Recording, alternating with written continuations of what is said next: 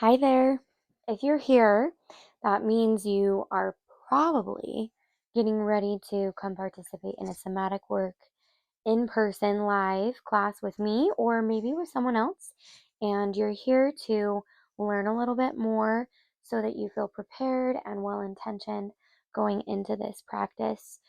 As a medical provider, somatic work is something that I bring from my past life of when I graduated with my BFA in dance, and I studied a lot of kinesiology, Bartinia fundamentals, patterns of total body connectivity, and things of that nature. And I had some wonderful mentors like Hua Estrada and Kate Monson who taught us wonderful somatic exercises and practices.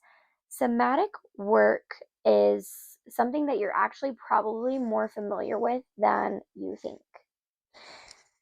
Somatic, that word, the beginning of it comes from the Greek word soma, which means a living body. And utilizing the function of our body for movement is something you're used to doing in your everyday practices, but we usually use it for very pedestrian and like functional movements. Like I need to get this done, or I'm lifting my baby, I'm brushing my teeth, I'm sitting down, I'm typing, I'm standing up, I'm talking on the phone. That's what we're used to, right? But as we go through life, we actually have a vast vault of experiences, habits, patterns, some things that have even been inborn to us that are not our own, that we carry from past people, that are passed on to us. Stretch out that leg because my knee's cramping up, and pop the hip. But you're used to hearing about, or maybe you've experienced somatic practices that actually take you out of just being in your physical being, doing pedestrian functional things, and then being stuck up here in your mind.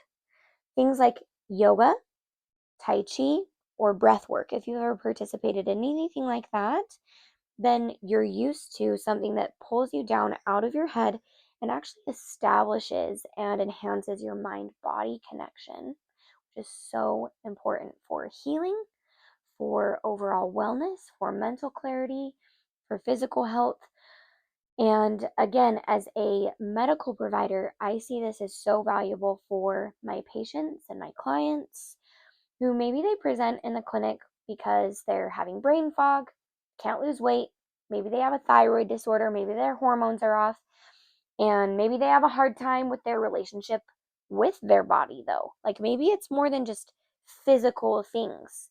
Um, and that's something that I've actually found to be true for pretty much everybody, which is why I'm so passionate about creating a free resource and free public education for a resource for my patients, but also just for the general populace to educate themselves and have a no cost tool to be able to liberate some of the things that just aren't serving your highest purpose. So, my specific approach to somatic practices is to align your energy fields, to bring your spirit in connection with your body, to find the divinity within yourself, to establish a greater relationship with God, to allow healing and forgiveness and compassion and kindness and mercy and grace. Wherever that comes from for you, for me, it comes from God and the godliness within me and my spirit. And, I'm a very faithful, believing person, and I understand there's a huge array, there's a huge spectrum of belief systems, and I respect and see all of that. And I think all of that plays an essential role for every person, every patient, every client that I see, no matter what that is. We all benefit from utilizing our body, engaging in practices that allow these unhelpful and unhealthy patterns or habits to be freed. So, for an example, say you have a hard time losing weight and you've been to the doctor, you've tried a bunch of different diets, maybe you get a lot of brain fog, you've wondered if you have a thyroid disorder, like, oh, maybe I have Hashimoto's, and you may have all of those things. However, in addition to that, that is how those symptoms are manifesting in your body, but maybe you also have memories and stored experiences in your body of maybe people making fun of you when you were a kid and you were overweight.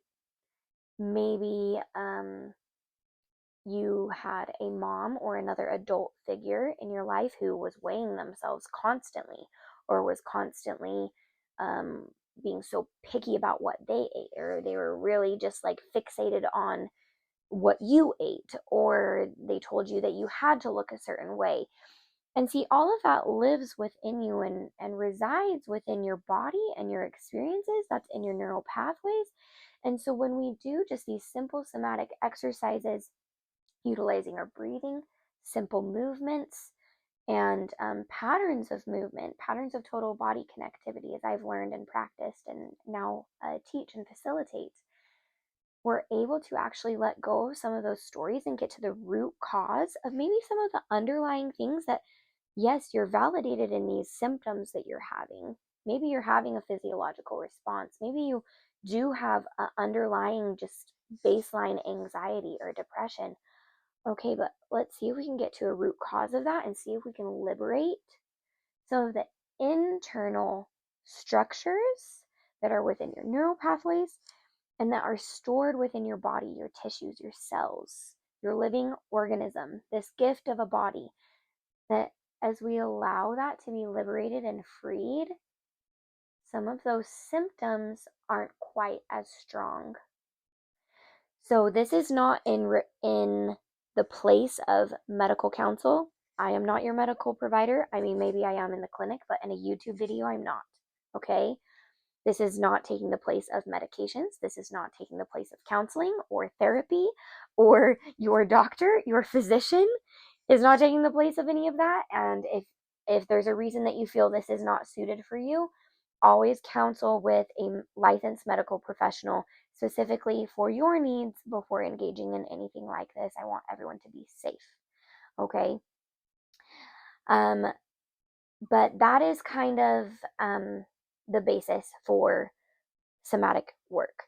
Nothing, I won't say nothing, but in beginning somatic exercises and courses or containers, like when I'm facilitating just this container of space for people to experience, and I allow stories to come to mind.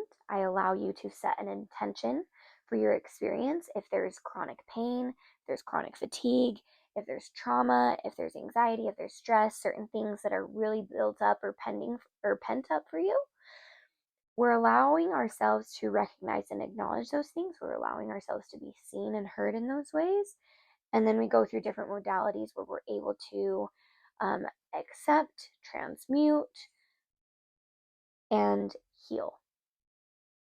I always have a strong emphasis of God for my own personal experience. I allow everyone in the class to engage in the experience that they feel comfortable with, whatever higher power you call upon or pertain to.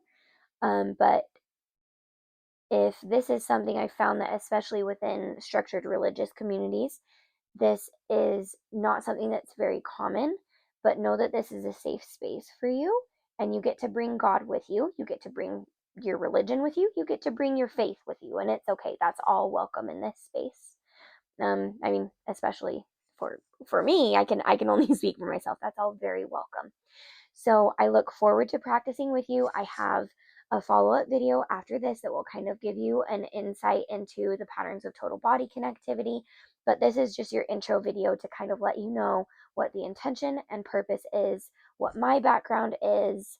And I can't wait. I'm really looking forward to meeting with you and facilitating this container. And I will continue to put more videos, somatic practice prompts on my channel. That if you don't come to in-person meetings, that's just fine. Like I said, I like providing no cost resources to my patients and just communities in general to be able to build your health and wellness.